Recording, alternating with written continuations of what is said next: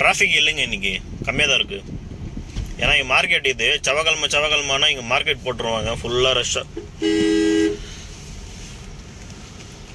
ஏய்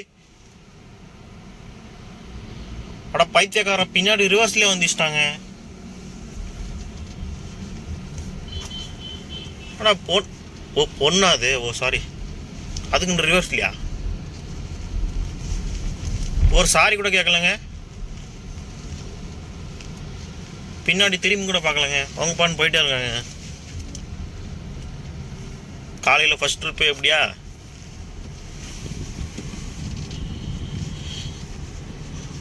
சபா பக்குன்னு ஆயிடுச்சுங்க ஒரு செகண்ட் எனக்கு. அக்கா காலையிலேயே வந்து, மேடம் ஏன் தான் இப்படி பண்ணுறீங்களோ.